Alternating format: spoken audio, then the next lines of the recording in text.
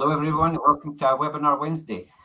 Good morning. Thanks for coming along everybody to October's webinar Wednesday. I'm Pauline, I'm joined by what order? Alistair and Keith. It reverses you, so make sure I'm pointing the right way and not doing a disco dance. No, that's right on my screen.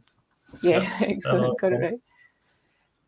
So this morning we are taking the opportunity of it being Challenge Poverty Week to have a chat about some things related to poverty and inequality that are particularly pertinent for disabled people and carers and people working in this kind of field of work. But before we do that, we'll do a wee roundup of what we've been up to. What have you been up to, Alistair? What do you want to share with the gang? Well, this week we'll be mostly, I guess one of the things we've been up to is we're organising a stay up late, a mini conference and a little live gig in Aberdeen. And so I'm just going to share a copy of that with you all. So actually, you started that on your tech.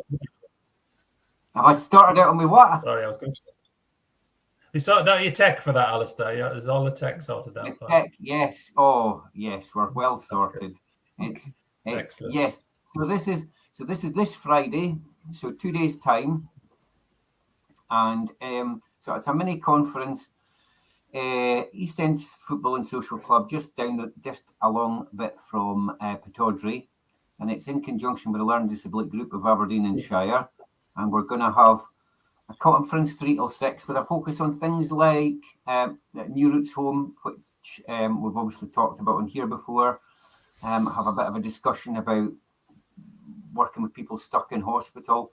We're going to share a local story of William, who's the chair of the Learning Disability Group, about how he's gone from originally being in hospital to being in option 1.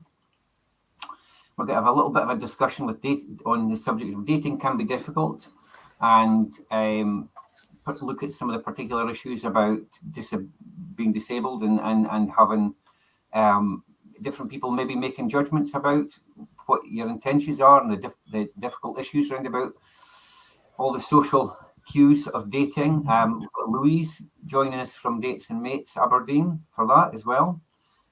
We're having a discussion about Grow Bigger Lives, about our project to increase social connections, and then just a bit of information about the Learning Disability Group of Aberdeen to make people involved.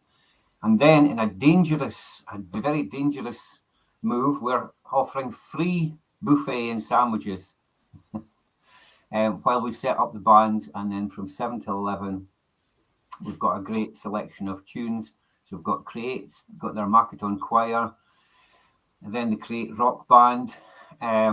Both of those are inclusive bands. And then we've got On the Rocks, again, Marie from Create, with a partner from On the Rocks. And then Canal, which will be a blend of covers from AC/DC, Stereophonics, Foo Fighters, all that kind of stuff. So that's this. If you're in Aberdeen this Friday, join us, or online we have Zoom links, so you can give us a shout. So that's one thing. And then we've got our AGM, haven't we? Do you want to talk about AGM? Yeah, that's the main thing I was going to share is about In Control Scotland. Every year it brings our members and well-wishers and pals and colleagues along to talk about what we've achieved over the year and to think about what we might want to do next year as well. So we do that at our AGM, which is happening online again, just to try and make it as accessible as possible for folk. So please get in touch if you want to come along from 11 till 12:30 on Friday this week. We're going to have a couple of sessions, like discussion sessions where we want to have a chat with folk coming along. One on self-directed support in the kind of context of the new National Care Service and thinking about what that might look like in the future. And another one on New Roots Home that our Alistair is leading a chat on as well. So should be a good space. Come along if you're interested in our work, find out more, and join in the chats. So if you want to take part in that, send June a wee email. Her email's on that flyer there, or you can just email the info at in-controlscotland.org.uk if you can't remember June's email address. It'll find her. Brilliant. So that's a couple of good things. But so Friday's going to be a busy day, and particularly for Keith, because Keith's doing the run from Glasgow up to Aberdeen. He's going to try and cover it all. Mm-hmm. I am, and there's a couple of other people as well from the National Committee, from the State Place Scotland National Committee, coming along just to be part of the Aberdeen mini conference and event. So that'll be good. Yep, should be good. Yep, Excellent. And we're also involved. Sorry, I was just going to say we're also involved tomorrow in a visit of some people who are here from Slovenia for the whole week. Well, from Monday through to Friday, we're involved as part of their study tour tomorrow morning. So that should be interesting too this week. Yeah, they are a group of people from an institution in northern Slovenia, and we're just going to talk to them about our experience and some of the things that we've learned in Scotland, and we'll hear from them as well and share and learn. See what's Yeah, should be a good opportunity to tell the world some of Scotland's success stories, but also lessons learned, isn't it? We've not done everything perfectly, but we've learned a lot over the years. So that should be good. And I guess one of the other things, Pauline, you've been involved with is the option 2 work as well. I think you read my mind there, Alistair. You must have had your wee magical mind reading hat. I was thinking, I need to mention option 2. So regular viewers will remember that we published a bit of research a couple of months ago on local authority experiences of option 2. And as a result of that, we're doing some what we're calling deep dive work on option 2 with health and social care partnerships or support providers as well, to help kind of untangle some of the issues that folk are facing and making option 2 of self-directed support a reality. Got space, I think, this year for maybe one more wee project that we could squeeze in, and we'd love to, because this is something that we're really interested in. So if you work for a support provider, or you're linked in with a support provider or a health and social care partnership, and you're interested, get in touch, because it's fully funded by the Scottish Government, and we're able to come in and chat through issues that you're facing and help you reach solutions together on how to make option 2 more available to folk in your local area. And it's always good fun. Call it a deep dive. It's really getting under the bonnet of option 2 and rootling about in the machinery and tinkering and fine-tuning it to make it work better. Brilliant. It's all good fun. Yeah, I mean, that's the thing, isn't it? And I guess between that and the working together for change stuff, that there's lots of opportunities for us to create a little bit of space to dig a bit deeper into some of these things and to share knowledge and improve things. Aye, and it's something that I think people and organisations find really hard to do for themselves, because you can't see the wood for the trees. So having somebody external sometimes coming in to have a look can be really helpful. Brilliant.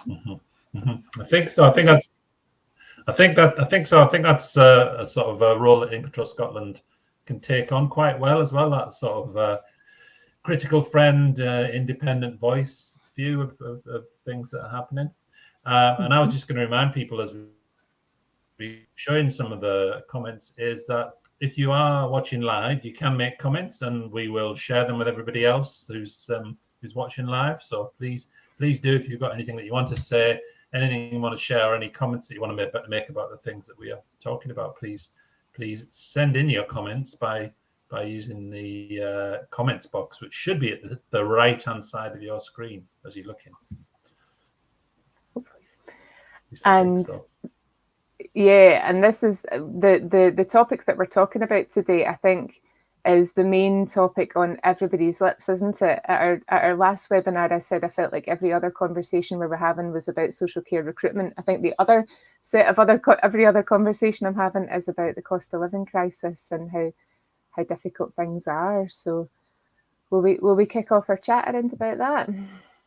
Yeah, definitely, because there's so much that's linked in together, isn't it? I mean, we've got National Poverty, this Challenge Poverty Week today, this week. So they've got a heap of events and some resources online, which is really helpful, I guess. But some of this does feel a bit like we're tickling around the edges, aren't we? We're trying to apply sticking plasters to things that we shouldn't be facing in day and age, the level of inequality is huge, and some of the narrative round about it is still really so damaging, particularly for people who are disabled or on benefits.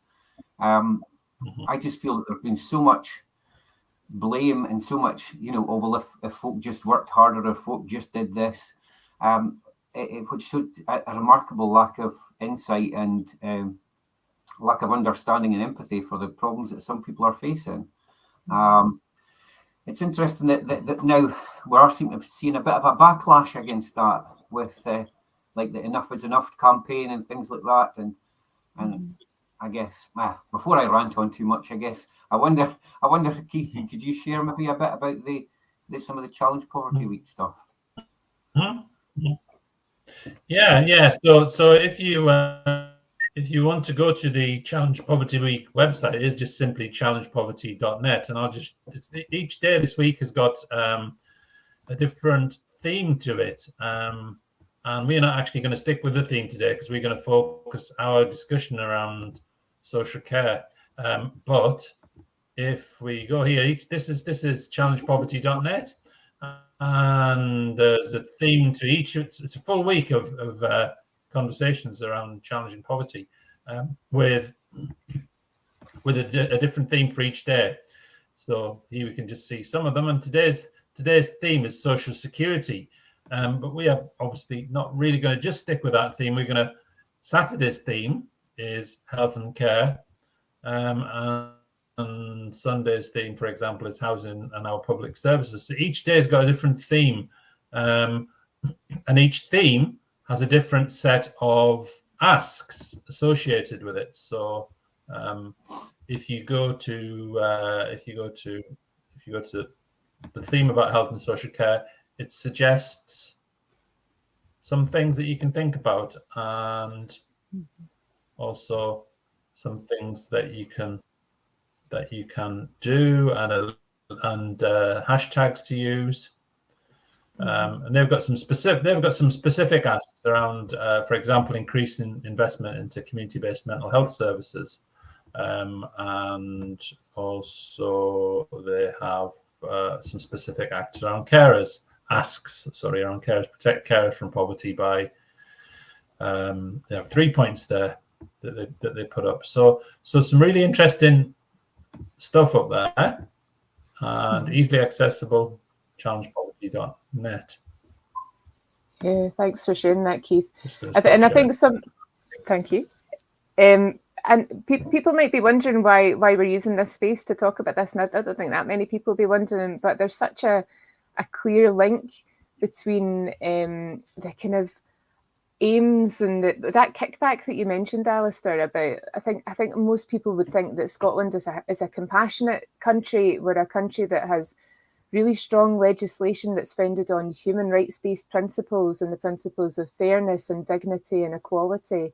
And I think some of that real pushback is at a policy level as well. Do you know, we have policies in place that feel like this is contrary to it, doesn't it? It feels like this is a wee bit against what some of us the experience of what people are experiencing today feels like it's not really what we would like to achieve for Scotland as a compassionate and caring country. And self-directed support in particular is founded on these principles of human rights and about fairness and dignity and equality. So it's something I think we're all really passionate about sharing, and looking at the inequality gap and how we can take active steps to addressing it. As I think a lot of people will probably you might have heard about some top tips like buy a new kettle, for example, to save money.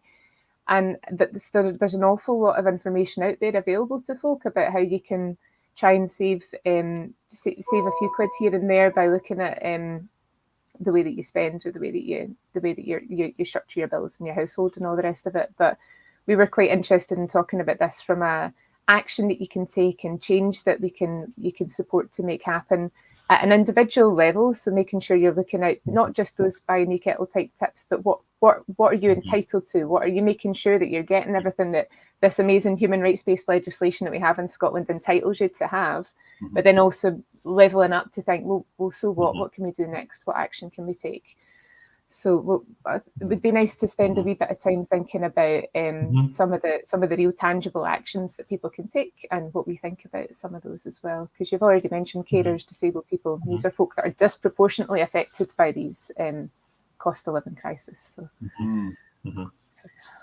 Absolutely, it's interesting that a couple of things that I just wanted to say. I think your reception's at your network's a bit rubbish today. Alistair, you're going there now. No, it's okay. You go for it. Yeah. Well, okay, if you can hear me out, the bit that I was really wanting just to say was the thing about challenge poverty, and you can't really challenge poverty without thinking about inequality. So those two words go hand in hand, don't you? You have poverty because you have inequality. So by challenging poverty, you're also challenging and trying to you have to be challenging inequality and looking at reducing inequality. Yeah, and the second thing that I was going to say was that thing about that you were starting to say there, Pauline, about the link to self-directed support, because we sometimes talk about the pillars of self-directed support, that freedom, dignity, choice, and control, and you can't have freedom, and it's difficult to have dignity and choice and control if there is poverty. So poverty is something that gets in the way, that is an absolute block, that is I'm not sure what other ways to put it, but it also obviously clearly impacts on that. So what self-directed support is about, because we would always say self-directed, In Control Scotland would always say self-directed support is about social justice, about people having equal rights, responsibilities. But you can't have that if you have inequality and poverty. You can't fully have that if you have inequality and poverty. So for me, I think that's why it's important that we are spending today in our webinar Wednesday talking about this challenge poverty weekend. Hopefully some practical ways that people can work towards that. So definitely. Sorry, Alistair, that was my little bit there. I just wanted to put that in. Yeah, no, I was just thinking about there's this things about the impacts of this on a physical and a mental health level of poverty. I mean, the health outcomes for the most we've selected Keith only on the screen. Let's see if we can. There we go. I don't know what's happened there. We've got a close up on Keith. Yeah. So I mean, the differences in health outcomes for people that are in extreme poverty are appalling. I mean, and particularly with this fuel poverty, as we're going into the bad weather, the chance for mold and damp. For then that to result in chest infections, and particularly if you're somebody with a physical disability who doesn't have a lot of mobility in their arms or legs, for example, then you can't move around to keep yourself warm. You just have to turn up the heating, and if you can't turn up the heating, you're going to get sick. And particularly if you're not moving a lot as well, there's more chance of chest infections. And that level of anxiety, living with that anxiety is huge. I mean, some things on a practical level, if you are on benefits, sometimes you can get grants for better, insulation and upgrade your heating and things like that. So if you haven't already done that already, it's worth checking if you have a local place that can. Sometimes they give you power save devices that can switch things off automatically, but some of those things are very, very small, but the insulation and new heating can make a big difference. But yeah, that's a great point, Alistair. That was one of the things I was going to raise, is that there are websites that you can go on and look for funding that might be available to you, depending on your postcode, depending on your age, depending on your needs. So there's benefits calculators for a start. And I'd like to talk a wee bit more about that in a second. But there's also quite a number of family trusts available. Small pots of money might be administered through your local authority. They might not be. It might be through independent charities to help you buy things to keep you safe and well. And there's a website that hopefully June has got the link to that she can share from a charity called Turn to Us, who have a database that you can look up. You can stick your postcode in, stick your location and your your age and your gender and things like that, and it will help you know if there's anything that you might be entitled to that you wouldn't be aware of. I stuck my just put my postcode in to see what was available, and in the Glasgow postcode area there were quite a few, and I'm sure it'll be the same across the rest of the country. So a good wee tip if you're looking for it. But the other thing I definitely wanted to talk about was, and actually that is the theme for today, is about the social security system. So that's convenient. We're at least hitting one of the themes on the right days. Is some folk might be aware that there's been changes to the way that benefits are administered in Scotland. There's been the creation of the new Social Security Scotland body. So if you have been in, Good and Energy Scotland has got funds for various areas. Brilliant, Amanda, thanks so much. We'll share a link to that when we find it as well.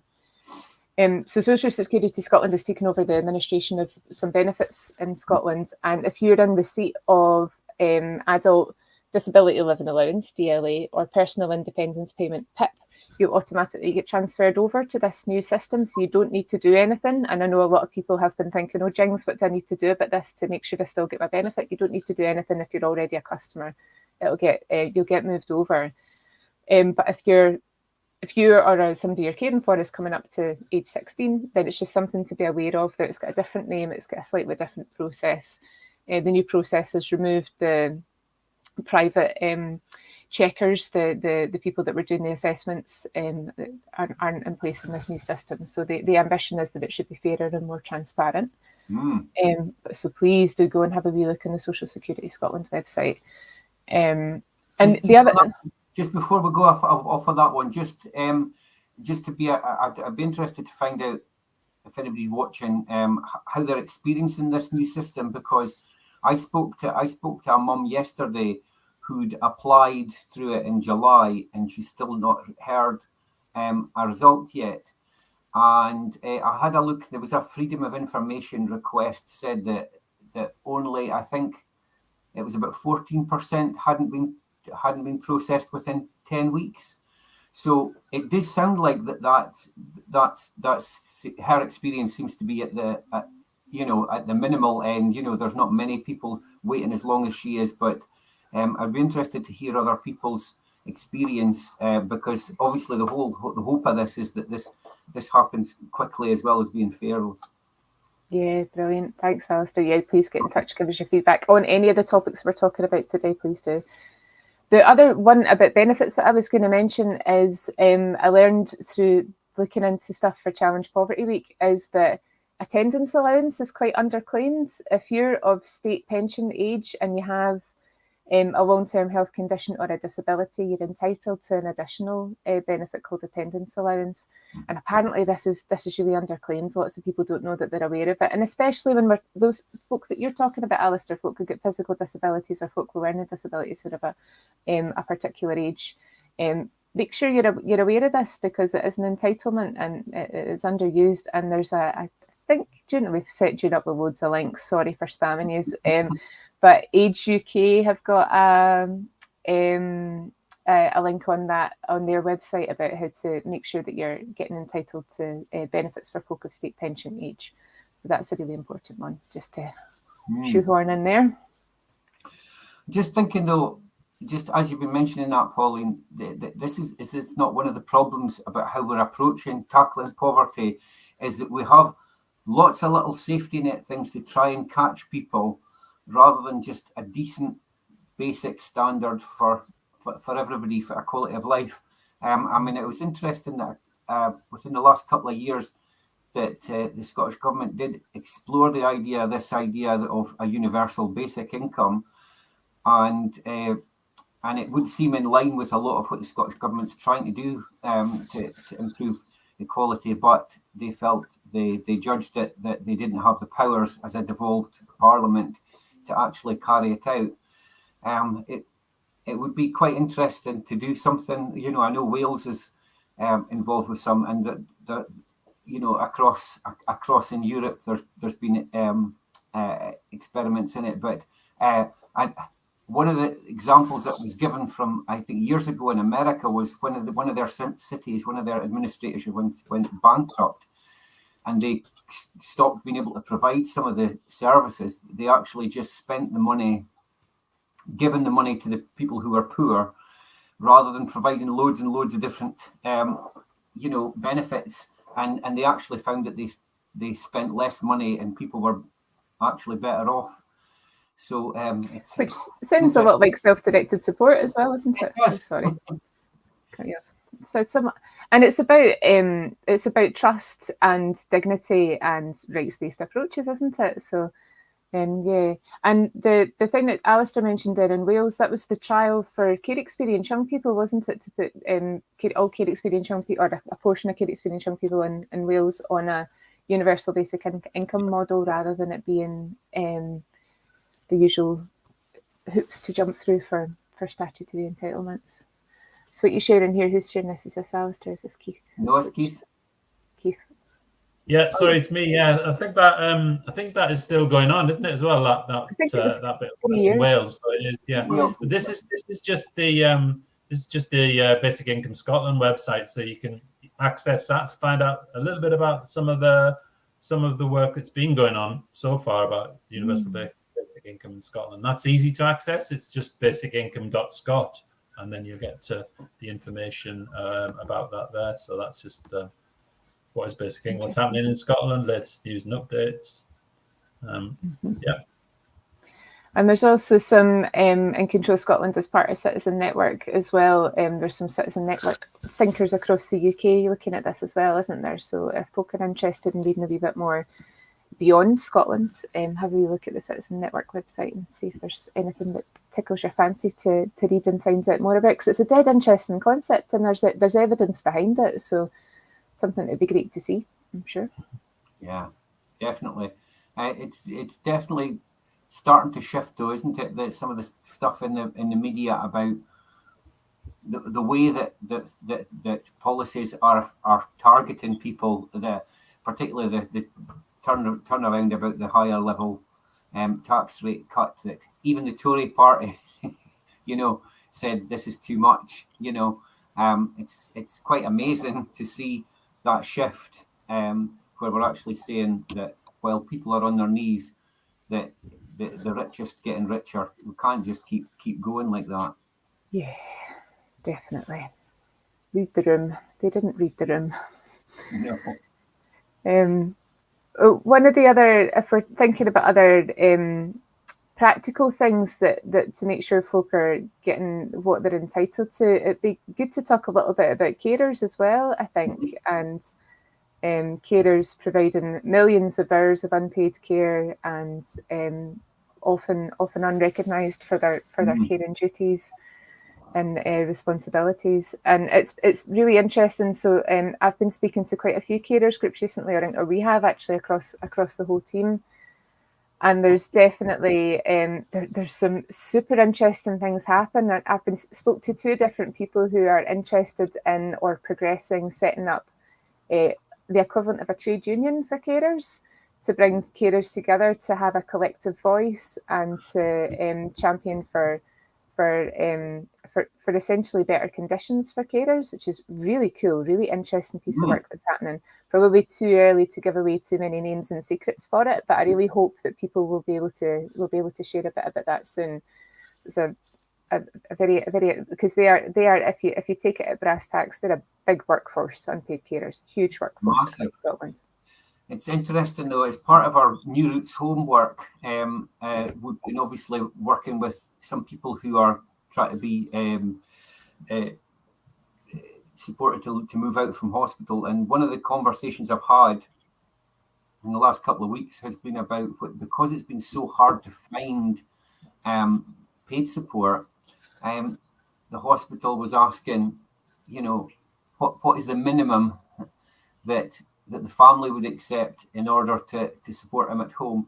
And I do think we've got to be very, very careful here, because we can break people. And I've seen, so many of us have seen over the years that carers will keep going because they feel that if they're the last line of defence, they'll just keep making it happen. But often at massive health and mental health cost to themselves.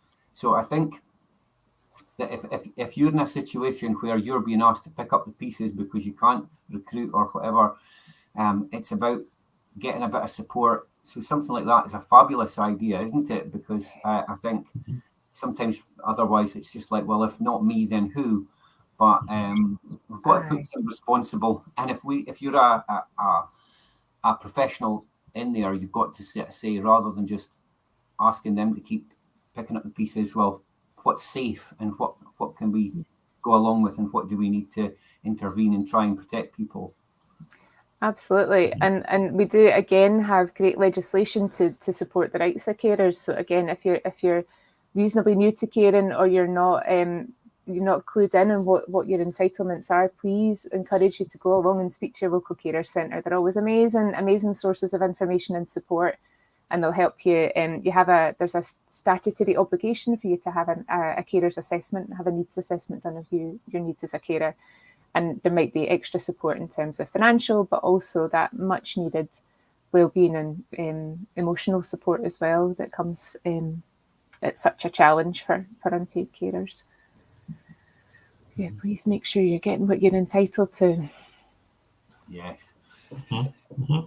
Definitely. There's also explicitly the right, if you do have if that following that there's an assessment of additional needs, the right to think about the 4 options of self-directed support there, and think about, well, just how would I best access this support? So how would I best access direct and work out what would work best for me and therefore best for my family. Yeah. And so there's lots of links. There's lots of places, isn't there? There's tons of places. Like we've got Social Justice Scotland as well that's been put up, and Social Justice is the Social Justice and Fairness Commission, and that's the aim of that commission is to deliver a route map to a truly rich society where inequality is reduced. So that's one that's been. I'm just going to show that link there. There's one there that I also talk about. Universal basic income there. We've got the Citizen Network that we mentioned, which is a link to the Citizen Network and people around the world working towards social justice. And then there is a link to where you might find your local carer centre. So June's busy in the background setting up all those links for everybody. So lots and lots of different links. Thank you, June. So I hope that didn't feel too bewildering in terms of some of the practical stuff, but I suppose the point of this is that there's more to it than that. There are more supports available to you than just thinking about wearing an extra pair of socks or changing your kettle and all these kind of things. There's some really good sources of advice and support out there to help you with some of the financial, emotional, and like physical environment challenges as well. That brilliant link from Amanda. About the Home Energy Scotland. So and one other thing I was going to just say was that I think we've had conversations with people who've had disability-related equipment, which requires electricity and stuff like that. And I know that some things you can claim things back from the NHS, like if you're using oxygen at home and things like that. So if there is something that's going to affect your fuel bills that is directly related to yourself or somebody you're caring for's disability, then I would say make the case for having that disregarded, particularly if you're having to contribute towards the cost of care, because those things are disproportionate and they're going up. So, aye. Yeah, absolutely. So, how are we going to change it all? What can we do? What can we do, and what can people watching at home or not at home do to take some action and make some change happen? So there's all those steps for you as an individual, but we know Scotland is a nation that likes to rally around its citizens and make sure that we're fighting the good fight. Mm-hmm. So Alistair's already mentioned one campaign which is getting really big national coverage, the Enough is Enough campaign. Don't know if you want to say a little bit about that, Alistair. So I mean, it seems to be it started with trade unions and community organisations really just saying that it's not good enough to just accept that people who don't have a lot of money will just accept the scraps of whatever. And we've just got Liam saying that he can claim his expenses back from his supplier. So that's really important. If you've got anything like that, you can share anything, that's really helpful. And lots of HCCPs are running events as well.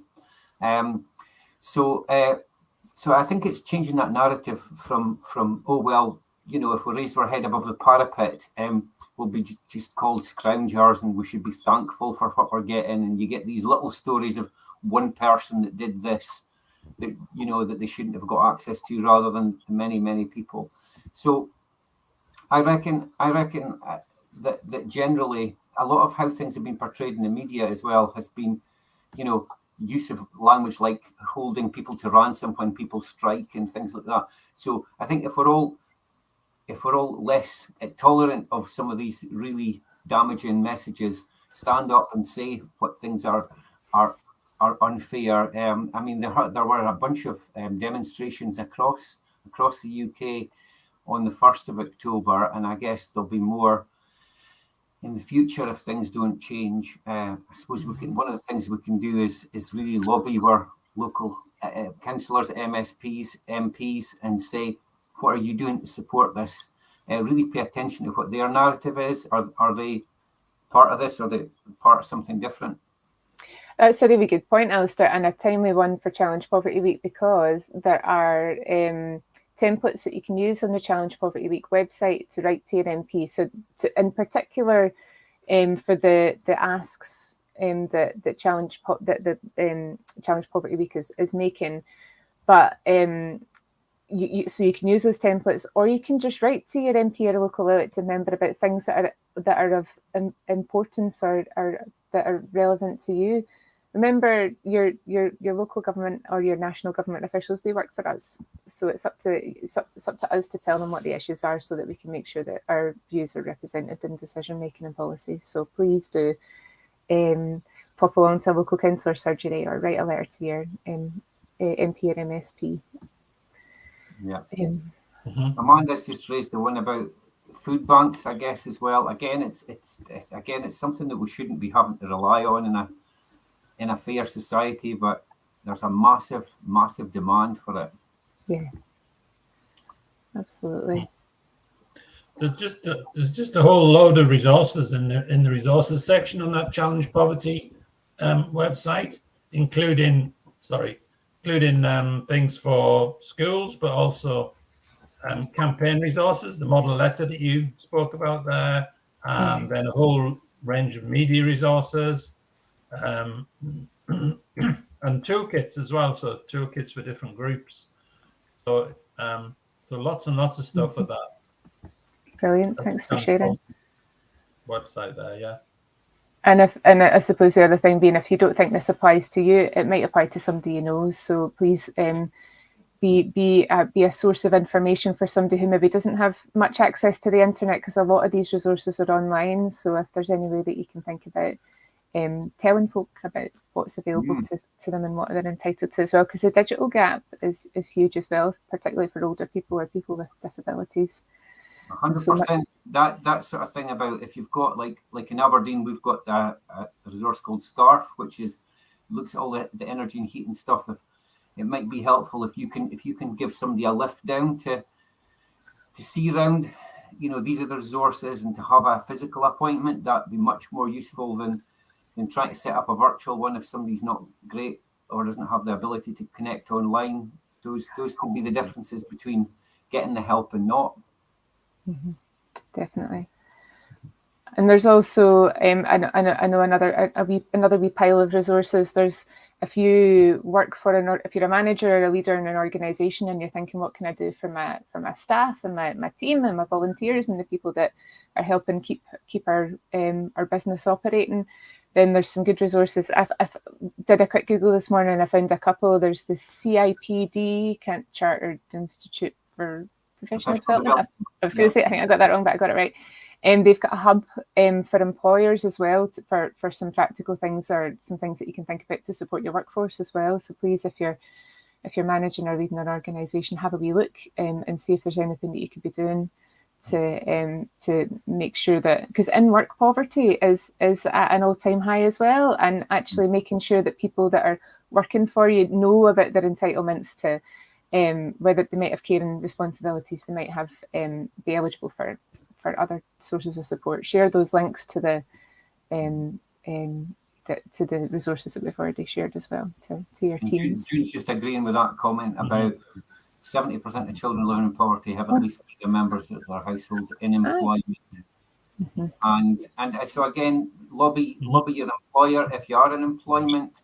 I noticed, I can't remember which employer it was, but what they'd said is that they'd paid all of their staff who were on lower wages a flat rate £1,000 increase. And I do think that flat rate increases rather than percentage ones are really important, because a percentage, obviously, every time you get a percentage increase, the gap between those that have more and those that have less just gets bigger. So I think that certainly some of the time these flat rate increases make a huge difference, because as we've seen with some of the tax cut calculators, £14 for somebody on basic rate versus £200 for somebody on high rate. It's madness, Absolutely. Yeah, there was other. I mean, I think it's a really important thing to remember, that, isn't it? That lots of people who are in work are also in poverty, and there was something that I heard on the radio this morning. It was actually Gordon Brown on the radio this morning saying that 40% of the people who receive in universal credit are people who are in employment. So people who are struggling to make ends meet in employment. So just important to remember that poverty isn't something that we can other, if you know what I mean, like put out there and say it's not about us. It's very much about that fair society that we would all say is potential. Absolutely. What we're working towards.